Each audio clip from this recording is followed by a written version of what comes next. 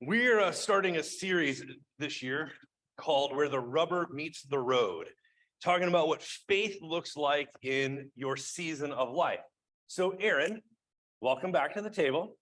Thanks, Bo. Yeah, you're live. And I ask what faith looks like in your phase of life. How would you describe your phase of life? What phase of life are you in? Well, Gene and I just turned 40 this year. And, we have Avery is 10 and Wesley is 7.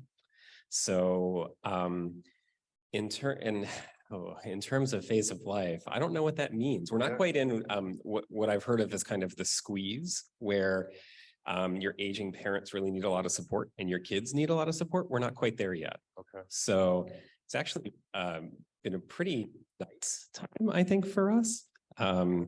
Yeah, so I would say on the trajectory of things, that's kind of where we're situated right now. Okay. Are you enjoying that phase of life? I am very much enjoying it. I would say that when I think about what season we're in, it's very largely informed by the season that we just kind of came out of. And so with Wesley's treatment and us moving here, there was just a 5-year period of not only a lot of activity and potentially anxiety, but just a lot of kind of pushing. We were up moving, navigating through that care. We still had to hold down jobs and make sure we had insurance and things like that. And so I would say that the place that we're in right now, at least for me, feels more like a place of rest. We kind of got to out the other side, and it's been a great opportunity to really hold space to let things develop. I feel like we did a lot of legwork. We got to kind of where we hoped to be, and now it's like, let's kind of run the script and see what happens. Man, that's really interesting. Because that's a lot of things. Transitions all at one time with moving and that's a lot of different pieces to make sure they all fit together. Yeah. And I'd also say that there's a lot for us to be grateful for in terms of the kind of care that we had, the fact that we have good jobs that we can rely on, I think the partnership and foundation that Gene has really invested in for our marriage. And I think back to before we were married or when we got married, and things like Financial Peace University, as cheesy as those things can be, going through that stuff and setting those foundations and building those things over time are really paying off for us now in some ways. They have this phrase, it's live like no one else so you can live like no one else. And again, it was kind of going through it, we were like, oh boy, but it really has been true that the decisions that we made and the choices that we made then are really affording us the kind of situation that we're in now. So I do recognize the privilege that we have. And a lot of that was not in our control. Well, I think we did our best to be good stewards of that stuff. That's not just us muscling through and bootstrapping it. So we've talked about your phase of life. So what does faith look like in this phase of life? Yeah, faith for me now. I guess some context on this is, I don't know if you all are familiar with the personality typology of the Enneagram, but just DISC or whatever, kind of can be a mirror to reflect back, kind of how you engage with other people, how you process things. And I am what's considered an active controller or an 8. Okay. And so for me, it's kind of push, achieve, get things done. If things seem out of whack, it's I got to get on it, right? Okay. And kind of working on some of that stuff and introspecting on it has led me to express my faith more in holding back. And again, as I mentioned, kind of holding space and just letting things develop on their own. It doesn't all have to be me driving it forward. And I think that that comes into play with some of my life and career choices. Jean went back full time to work back in, I think, February last year, I guess almost a year ago. And then I quit my job in April to be kind of stay-at-home dad, rest and restore. I work in technology, and I think especially like in the Bay Area, it's just a lot of pushing, you know, it's like achieve, get this stuff done, make more money, whatever. And I realized that that wasn't a trajectory that I wanted to be investing in. So living in faith in that and saying, I think there's more to it. Yeah. And to be able to include some of that stuff, but hold space to include other things, whether that's investing in the community here, just being more present at home with our children, our family. Huh. So I would say that stopping that just kind of like pushing all the time and really saying, well, what happens when I just situate myself in a more open and receiving position? Huh.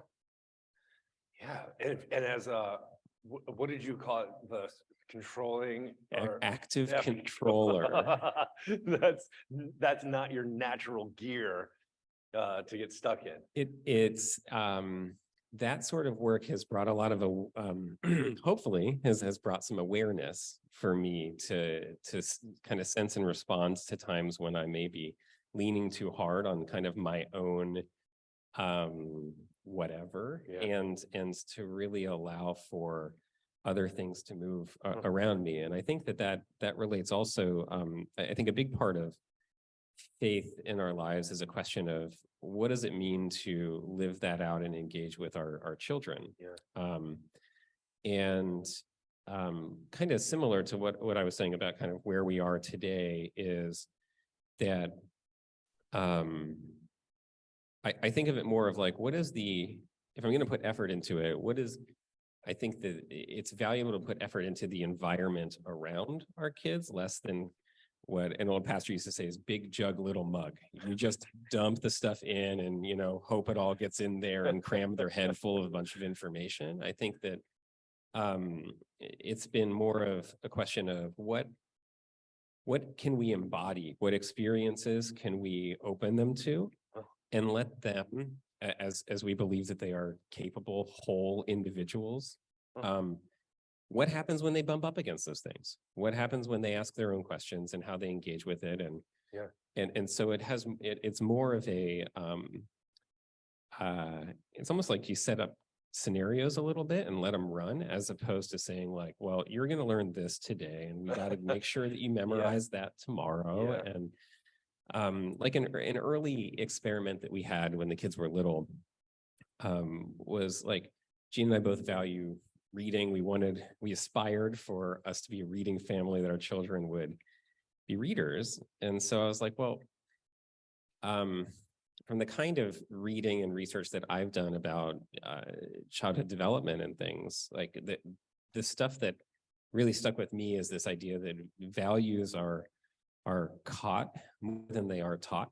So when I started to think about that, I was like, well, what does that mean? I think to me it meant we should probably have more books around than anything else. We should have books that are accessible and appropriate for them, that is easy for them to grab and do whatever they're going to do with them. And if they rip them up and break them, if we like them, we'll get another one, just replace it. Like, that's not a problem.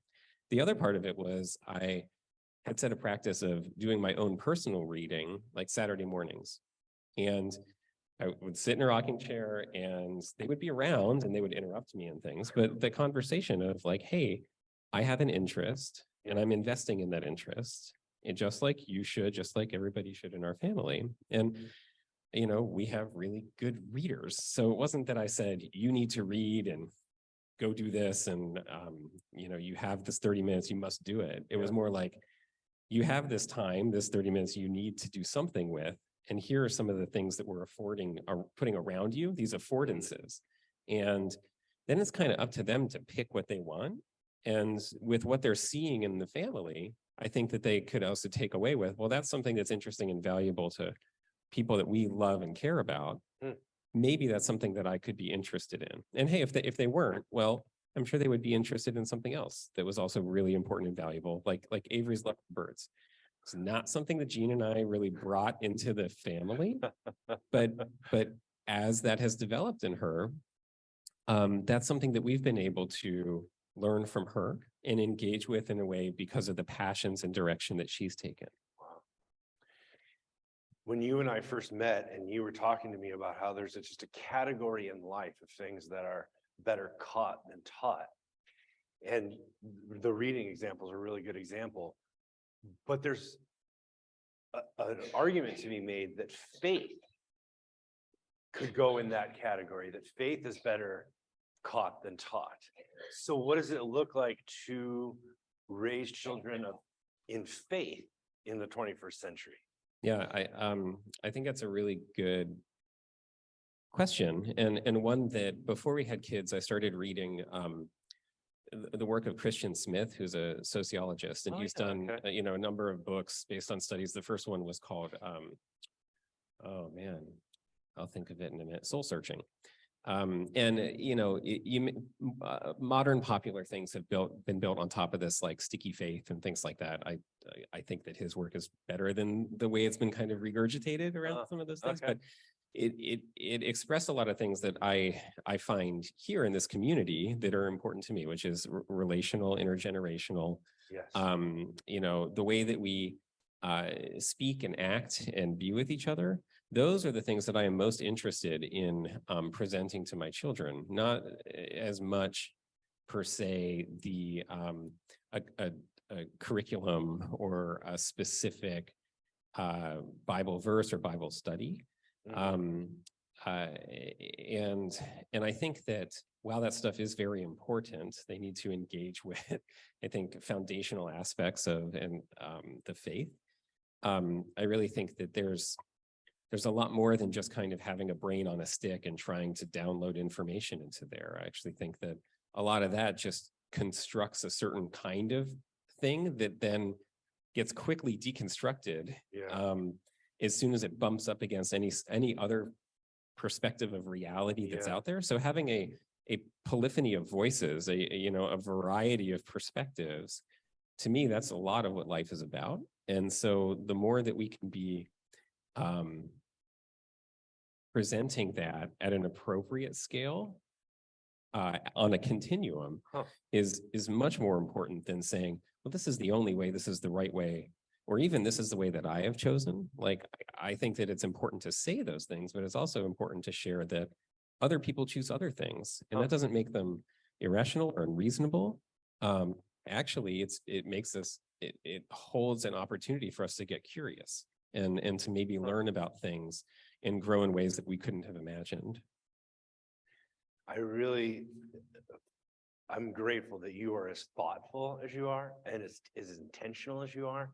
And I really enjoy in our conversations, as somebody, my wife and I have chosen not to have kids of our own, to hear how you are being so intentional to put things around your children and to model things in your family so that your kids can go in a direction. I appreciate that so much, in contrast to sort of letting them exist in a cultural void and just having no direction and then just hoping that it turns out well. And so I'm really grateful for, do you find when you talk to other parents about things like this, or just in casual conversation, do you find that people are intrigued or that your perspective is novel? Or do you think that there's a thing that parents these days, because one of the reasons I had to drop out of youth ministry is I didn't get what parents were doing anymore. I still love these kids, but I don't get what their parents are doing. Mm-hmm. So I'm just curious, do you find a commonality with other parents, or? I think there's a commonality in that we all have value systems that we are living into. I don't always find the commonality in that people have really introspected on what they've constructed. But that doesn't mean that they're not capable of thinking about those things or engaging with them, or whether it's kind of post facto, like digging up and kind of retconning the strategies that they've had. But I think that I'm obvious, it's the first time we've done this. We're doing things wrong. We'll learn, right? When it's too late, we will have learned. And I'm reacting to the upbringing that I have. And I think about a continuum of like either the void, which is just kind of like, well, the kids are going to figure out whatever they're going to figure out, put a TV in the room and well, they're going to watch whatever, or, Yeah. you know, whatever the smartphone version of that is today. Right. And then on the other side is, well, we are going to construct everything for our children. Yeah. You know, like this is exactly how you read the Bible. This is exactly how you're going to be performing as you know, it's more of a performative engagement. Interesting. And so I think that like having been raised closer to that side of things than the void side of things, I think that there's room for the void, and how is it that we can kind of have a little bit of both in there. And so the kind of conversations I think that Gene and I most often have are, well, what do we value? What outcomes are we trying to drive? And what exactly is it that we should be kind of experimenting with or sensing and responding without kind of blowing up the universe? And I don't know, that's an interesting, at least to me, that's an interesting challenge, much more interesting than kind of running a script that even I define. Oh my gosh. I know we have to wrap this up, but I have so many things going on in my head. You're right. Like the shoulders, if we're going to have a lane of traffic, the shoulders that you sort of want to avoid, but that are really popular right now, on one hand is the almost hands-off, laissez-faire, just default to whatever culture and whatever they can find on the iPad to watch, right? And then on the other hand, I also see families where it's so heavy-handed, and now that you have things like helicopter parents and bulldozer parents, but like you're going to learn to play the piano and you're going to get into this school and you're going to play this sport, right? And it's so prescribed and performative. And but those to me are sort of the shoulders that you want to be careful of as you make your way down this road. Yeah, and I think when you're in the middle, it can feel at times like a lose-lose on both sides because you haven't picked a spot. But I find, I guess that's where I'd rather have my challenges than feeling like I have, you know, I've picked one side and I just have to stay that course. Yeah. You know? Well, I appreciate you being honest and vulnerable with us. Can we thank him for coming to the table? Thanks. Thank you.